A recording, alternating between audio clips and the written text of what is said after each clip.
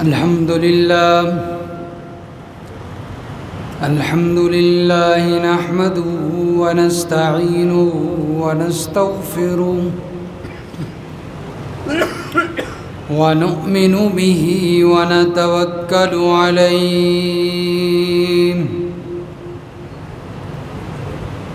ونعوذ بالله من شرور أنفسنا ومن سيئات أعمالنا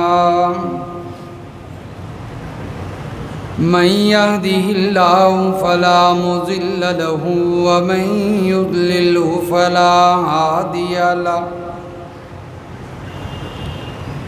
ونشهد أن لا إله إلا الله وحده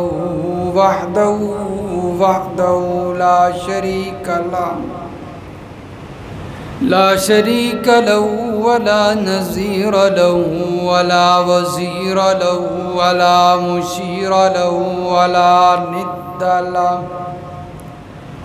ونشهد أن سيدنا وسندنا وحبيبنا ونبينا ومرشدنا ومولانا محمدًا عبده ورسوله أما بعد فأعوذ بالله من الشيطان الرجيم بسم الله الرحمن الرحيم سبحان الذي يسرى بعبده ليلا من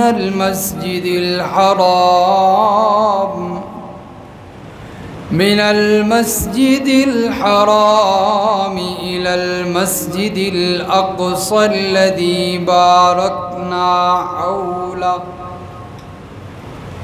لنريه من آياتنا إنه هو السميع البصير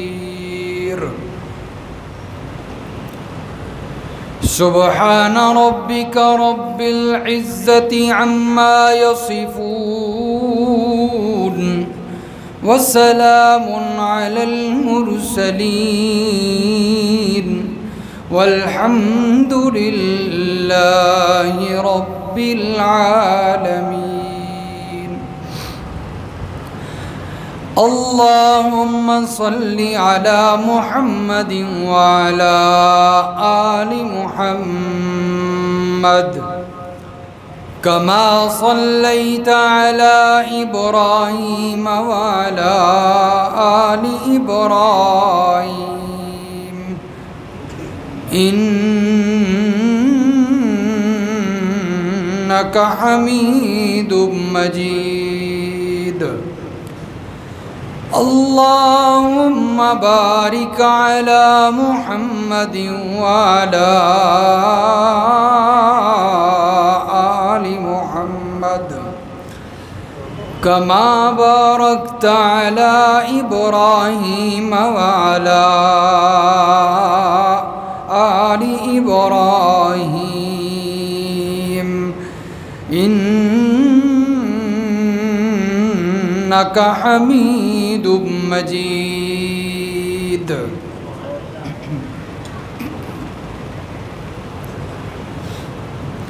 انتہائی واجب الاحترام محترم بزرگوں، عزیز دوستوں، نوجوان بھائیوں، السلام علیکم۔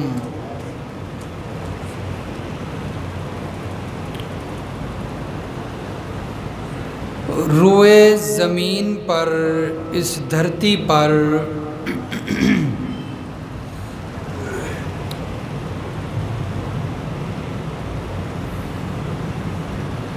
بنائی جانے والی پہلی مسجد مسجد حرام ہے۔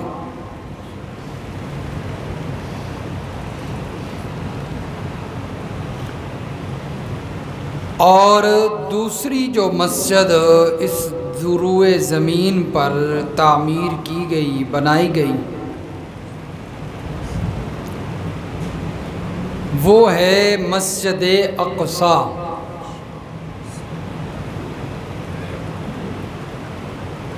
جس کو بیت المقدس بھی کہا جاتا ہے۔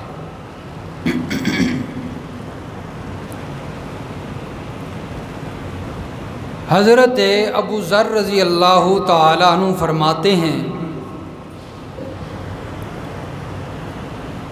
میں نے اللہ کے نبی صلی اللہ علیہ وسلم سے سوال کیا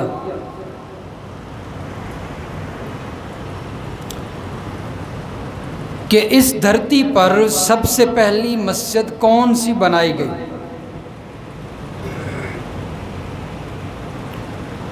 تو نبی علیہ الصلوۃ والسلام نے جواب ارشاد فرمایا کہ پہلی مسجد مسجد حرام بنائی گئی، بیت اللہ۔ فرماتے ہیں میں نے پھر پوچھا اس کے بعد کون سی مسجد بنائی گئی؟ نبی علیہ الصلوۃ والسلام نے فرمایا پھر مسجد اقصی بنائی گئی، بیت المقدس۔ اور فرماتے ہیں کہ میں نے پھر سوال کیا کہ ان دونوں کی تعمیراتی سلسلہ اور جو کام ہوا ہے ان کے درمیان وقفہ کتنا ہے؟ تو نبی علیہ الصلوۃ والسلام نے فرمایا 40 سال کا وقفہ ہے، ان دونوں کی تعمیر کے درمیان 40 سال کا وقفہ ہے۔ تو یہ مسجد اقصی بیت المقدس جس کو کہا جاتا ہے یہ مسلمانوں کا قبلہ اول ہے۔ پہلے مسلمان اسی مسجد اقصی کی طرف منہ کر کے نمازیں پڑھا کرتے تھے۔ چنانچہ حضرت براء ابن عازب رضی اللہ تعالیٰ عنہ فرماتے ہیں کہ میں نے نبی کریم صلی اللہ علیہ وسلم کے ساتھ 16 یا 17 مہینے مسجد اقصی کی طرف منہ کر کے نماز پڑھی۔ اس کے بعد پھر حکم آ گیا کہ اب تمہارا قبلہ مسجد حرام ہے، بیت اللہ ہے، اس طرف منہ کر کے نمازیں پڑھا کرو۔ چنانچہ مدینہ کے اندر ایک مسجد ہے مسجد قبلتین، اب بھی انہوں نے نشاندہی وہاں پر کی ہوئی ہے۔ اس مسجد کے اندر یہ حکم آیا تھا اور مسجد اقصی سے رخ موڑ کر بیت اللہ کی طرف جو ہے وہ مسلمانوں نے منہ کر لیا تھا دوران نماز۔ پہلے اس طرف قبلہ تھا، ادھر سے پھر چہرہ پھیرا نبی علیہ السلام نے، چنانچہ پیچھے مسلمان بھی پھیرتے چلے گئے تو اس طرف جو ہے وہ چہرہ کر لیا۔ تو یہ مسلمانوں کا قبلہ اول بھی ہے مسجد اقصی، اور بڑی ہی عظمت والی مسجد ہے جس کی عظمت قرآن میں بھی بیان کی گئی ہے۔ اس کے مسجد صرف مسجد کی عظمت نہیں بلکہ گرد و نواح کی۔ چنانچہ رب تعالی سورۃ بنی اسرائیل کی پہلی آیت میں فرماتے ہیں،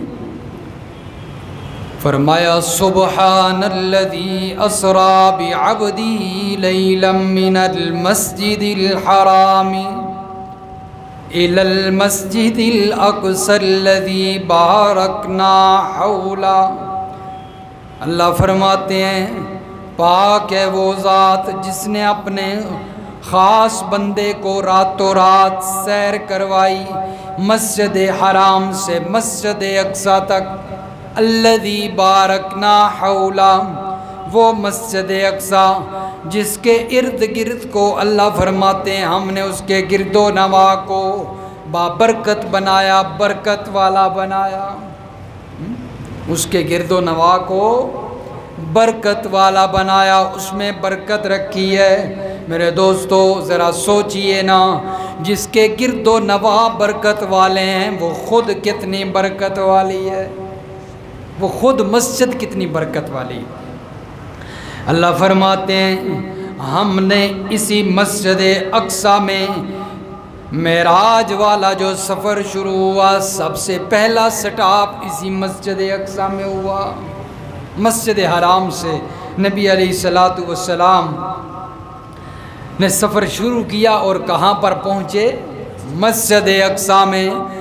اور پھر اللہ کے نبی صلی اللہ علیہ وسلم نے اسی مسجد اقصی میں امامت کروائی تمام انبیاء کو، اور وہیں پر میرے پیغمبر کو یہ اعزاز بھی حاصل ہوا کہ اللہ نے میرے پیغمبر کو نبی نہیں امام الانبیاء بنا دیا اسی مسجد اقصی میں۔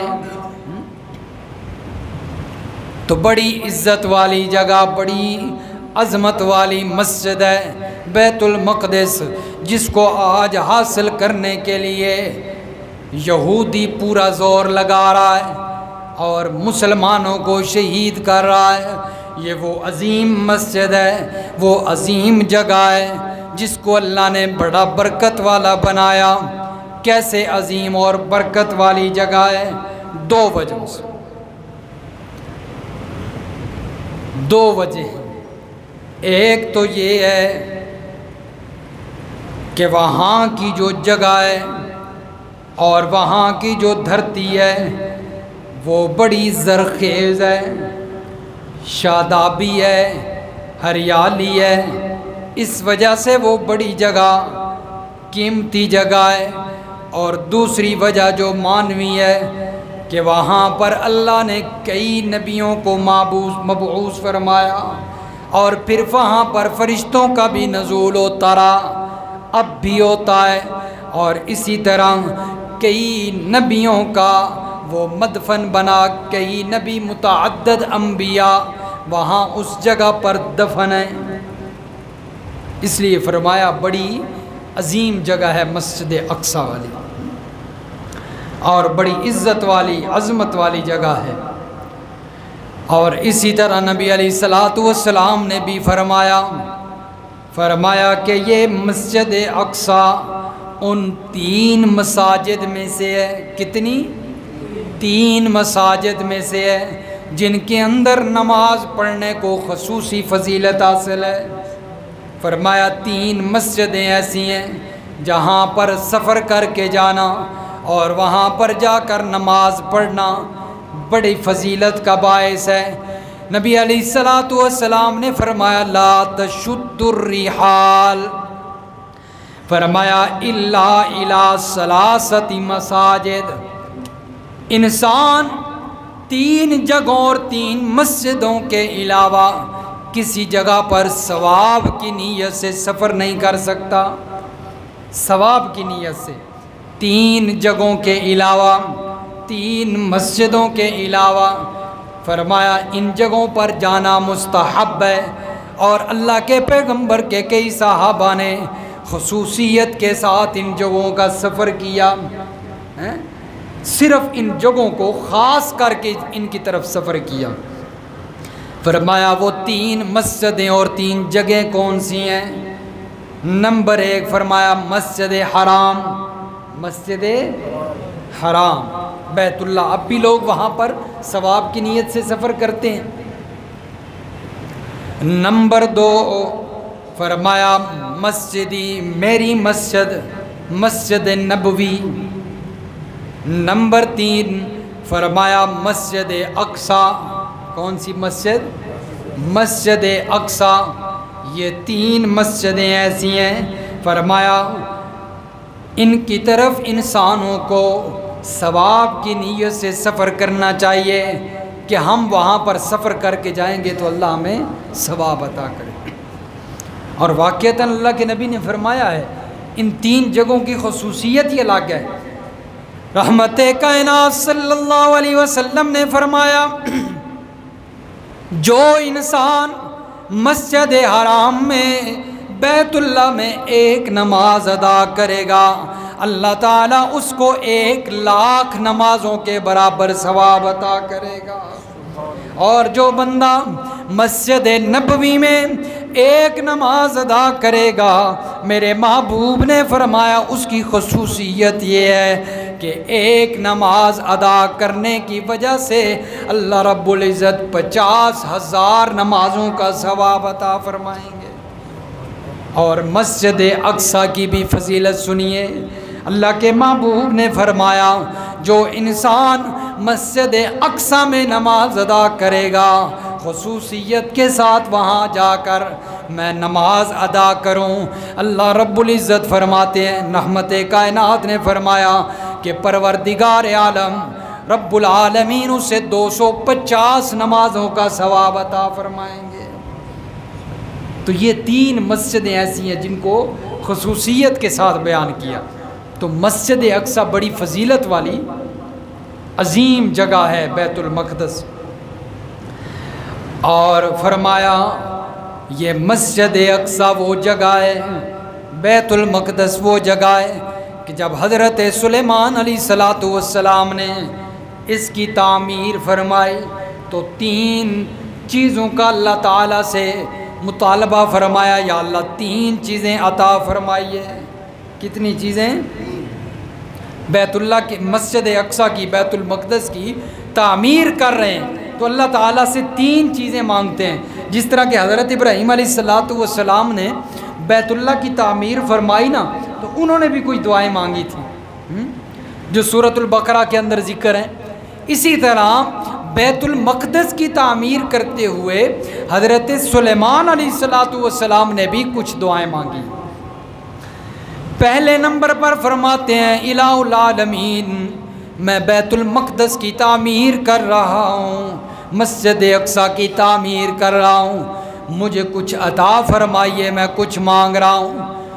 پہلے نمبر پر کیا فرماتے ہیں، کیا مانگتے ہیں کہ یا اللہ مجھے درست فیصلے کی توفیق عطا فرما، میں جب بھی فیصلہ کروں میں درست فیصلہ کروں، یا اللہ مجھے توفیق عطا فرما۔ دوسرے نمبر پر فرمایا کہ یا اللہ مجھے ایسی بادشاہت عطا فرما جو کسی اور کو نہ ملی ہو، جو کسی اور کو۔ ربی حبلی ملک لا ینبغی لأحد من بعدی، اے میرے پروردگار ایسی بادشاہت مجھے ہبہ کیجئے، مجھے عطا فرمائیے کہ کسی اور کو نہ وہ ملی ہو۔ تیسرے نمبر پر وہ دعا مانگتے ہیں، اللہ تعالیٰ سے مانگ رہے ہیں یا اللہ تیسری میری دعا یہ ہے کہ یہ جو مسجد اقصی، یہ بیت المقدس جو میں تعمیر کر رہا ہوں، یا اللہ یہاں پر جو بھی آ کر نماز پڑھے اسے ایسے گناہوں سے پاک کر دے جس طرح کہ ماں کے پیٹ سے بچہ باہر آتا ہے اور گناہوں سے پاک ہوتا ہے، اسی طرح اس نماز پڑھنے والے کو بھی گناہوں سے پاک کر دے۔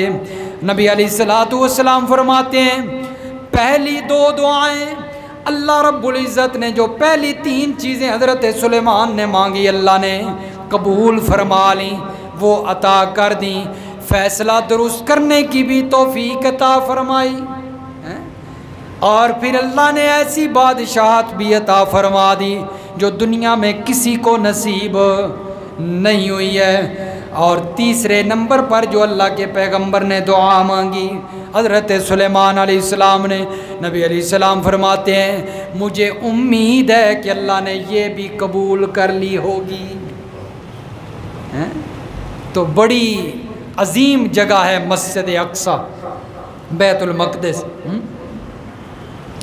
اور اسی طرح نبی علیہ السلام نے امت کو خبردار کرتے ہوئے دجال کے فتنے کے بارے میں ارشاد فرمایا اور اس کی متعدد نشانیاں بتلائیں۔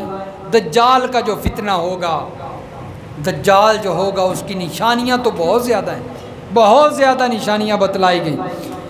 ایک نشانی اور ایک علامت اللہ کے نبی نے جو ارشاد فرمایا وہ دجال کی ایک علامت یہ ہوگی کہ وہ 40 دن اس دھرتی پر رہے گا۔ کتنے دن؟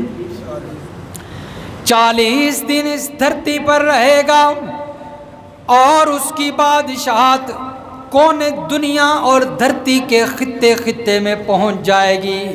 فرمایا اس کی بادشاہت ہر جگہ میں داخل ہو جائے گی، لیکن فرمایا 4 مساجد اور 4 جگہیں ایسی ہوں گی جہاں پر دجال داخل نہیں ہو سکے گا، جہاں دجال داخل نہیں ہو سکے گا۔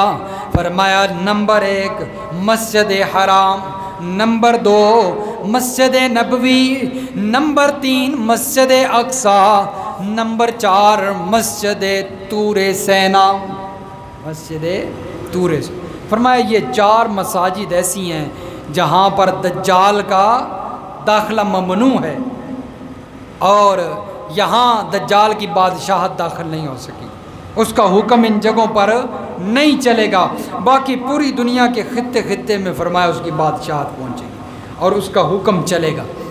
تو مسجد اقصی فرمایا معمولی جگہ نہیں ہے، معمولی مسجد نہیں ہے، بڑی ہی عظیم جگہ اور عظیم مسجد ہے۔ اسی طرح نبی علیہ الصلوۃ والسلام نے فرمایا یہ جو مسجد اقصی ہے، اسی سلسلے میں مسجد اقصی کے سلسلے میں مسلمانوں کو آزمائشیں پہنچیں گی، مسلمانوں کو آزمائشیں پہنچیں گی اور مسلمانوں کو آزمائشوں کا سامنا کرنا پڑے گا۔ فرمایا انہیں وہاں سے نکالنے کے بارے میں سازشیں کی جائیں گی، مسجد اقصی سے نکالنے کے بارے میں سازشیں کی جائیں گی، یہودی سازشیں کریں گے۔ اور آج دیکھ لیں مسلمانوں کو آزمائشیں پہنچ رہی ہیں کہ نہیں پہنچ رہی؟ کس کی وجہ سے؟ مسجد اقصی کی وجہ سے۔ اور یہودیوں کی سازش بھی کیا ہے کہ ان کو یہاں سے نکال دیا جائے۔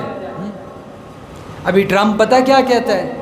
وہ کہتا ہے یہ جو غزہ کا علاقہ جو برباد ہوا ہے، تباہ ہوا ہے، جس کا کچھ نہیں بچا، وہ کہتا ہے میں اس کو خریدنا چاہتا ہوں، میں اس پورے علاقے کو خریدتا ہوں، یعنی یہاں پر جو مسلمان بستے ہیں ان کو نکال دیا جائے، میں یہاں پر اپنی حکومت کرنا چاہتا ہوں۔ تو فرمایا مسلمانوں کو آزمایا جائے گا، آزمائشوں میں مبتلا ہوں گے مسلمان مسجد اقصی کی وجہ سے، اور وہاں سے نکالنے کے لیے ان کو سازشیں کی جائیں گی۔ اور فرمایا لیکن اس مسجد اقصی کے ساتھ مسلمانوں کو اتنی محبت ہوگی کہ اس کا ایک ایک انچ دنیا و ما فیہا سے زیادہ عزیز ہوگا۔ فرمایا مسجد اقصی جو ہے اس کا ایک ایک انچ، ایک ایک ٹکڑا، فرمایا دنیا و ما فیہا سے زیادہ عزیز ہوگا مسلمانوں کو۔ اور آج دیکھ لیں مسجد اقصی کے لیے مسلمان شہید ہو رہے ہیں کہ نہیں ہو رہے ہیں؟ اپنی جانیں قربان کر رہے ہیں، ان کو مسجد اقصی زیادہ عزیز ہے اپنی جانوں سے بھی۔ فرمایا یہ دنیا اس کے اندر جو کچھ ہے اس سے زیادہ عزیز تر ہوگا مسجد اقصی کا ایک ایک انچ۔ تو فرمایا بڑی عظیم جگہ ہے اور بڑا عظیم خطہ ہے۔ اور پھر صرف مسجد اقصی عظیم نہیں، بلکہ جہاں پر مسجد اقصی ہے وہ شام اور فلسطین کا جو حصہ ہے اس کو بڑا بابرکت قرار دیا گیا ہے، وہ بھی بڑا عظیم ہے۔ فرمایا وہ خطہ پورا ہی عظیم ہے، فلسطین کا جو علاقہ ہے جو کہ شام کا حصہ تھا پہلے، اب بھی وہ شام کا حصہ ہے صاحب، ماضی میں شام کہلواتا رہا ہے، اب فلسطین بن گئے۔ تو فرمایا وہ پورے ہی بابرکت ہے اور اس کو مبارک قرار دیا اللہ تعالیٰ نے قرآن مجید میں، سورۃ الانبیاء اور پارہ نمبر 17 ہے، سورۃ الانبیاء کی آیت نمبر 70 میں اللہ فرماتے ہیں، فرمایا وَأَرَادُوا بِهِ كَيْدًا فَجَعَلْنَاهُمُ الْأَخْسَرِينَ۔ رب العالمین فرماتے ہیں کفار نے ارادہ کیا بری تدبیروں کا، ہم نے ان کو تباہ و برباد کر دیا۔ وَنَجَّيْنَاهُ وَلُوطًا إِلَى الْأَرْضِ الَّتِي بَارَكْنَا فِيهَا، ہم نے حضرت ابراہیم علیہ السلام کو اور لوط علیہ السلام کو ہجرت کا حکم دے دیا۔ کس جگہ کی طرف؟ کس زمین کی طرف؟ الَّتِي بَارَكْنَا فِيهَا لِلْعَالَمِينَ، اللہ فرماتے ہیں اس جگہ کی طرف ہم نے حضرت ابراہیم اور لوط علیہ السلام کو ہجرت کا حکم ارشاد فرما دیا، جس کو ہم نے پورے جہان میں سے بابرکت بنایا ہے، برکت والا۔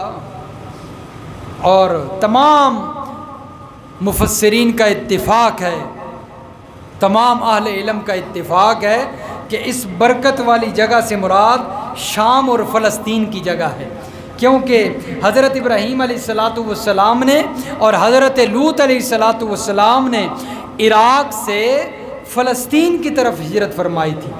اللہ فرماتے ہیں کہ ہم نے ان دونوں حضرات کو حکم دیا کہ آپ اس برکت والی جگہ پہ تشریف لے جائیں اور اس کی طرف ہجرت کر کے چلے جائیں۔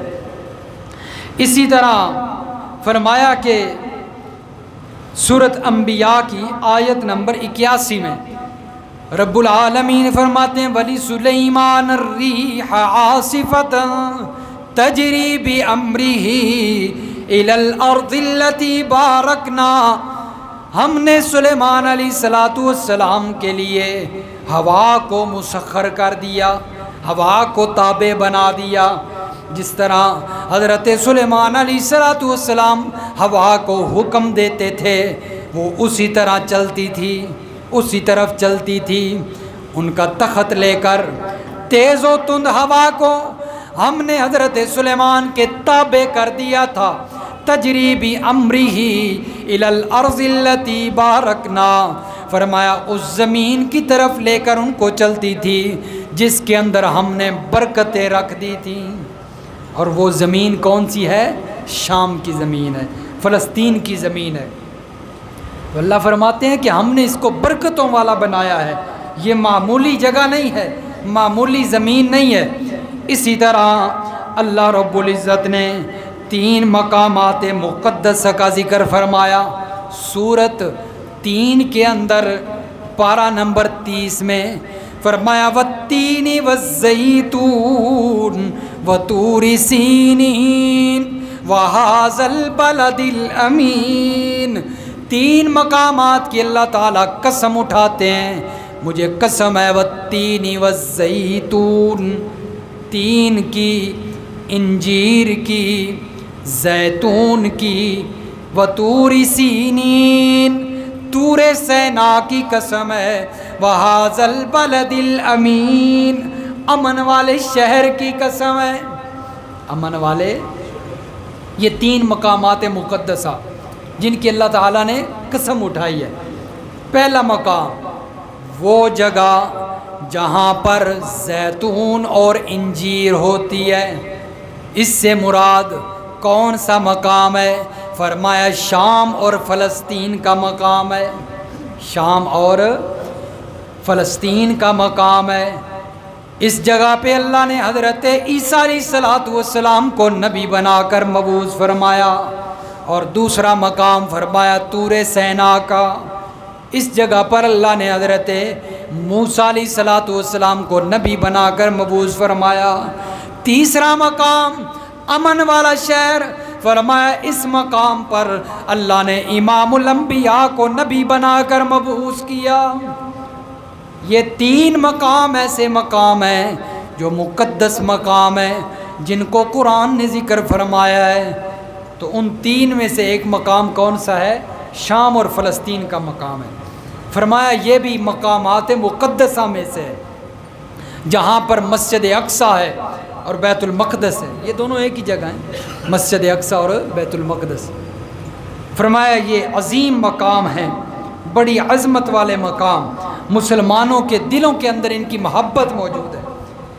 حضرت زید بن حارثہ رضی اللہ بن ثابت رضی اللہ تعالیٰ عنہ راوی ہیں، روایت کرتے ہیں، اللہ کے نبی کے فرمان کو روایت کرتے ہیں۔ رحمت کائنات صلی اللہ علیہ وسلم نے فرمایا خوشخبری ہے شام والوں کے لیے۔ کن کے لیے؟ شام اور فلسطین والوں کے لیے۔ فرمایا خوشخبری ہے۔ صحابہ نے پوچھا اے اللہ کے محبوب صلی اللہ علیہ وسلم کیوں خوشخبری ہے، وجہ کیا ہے؟ رحمت کائنات صلی اللہ علیہ وسلم نے فرمایا شام والوں کے لیے اس لیے خوشخبری ہے کہ اس جگہ پر ہر وقت اللہ کے فرشتے پر پھیلائے ہوئے ہیں۔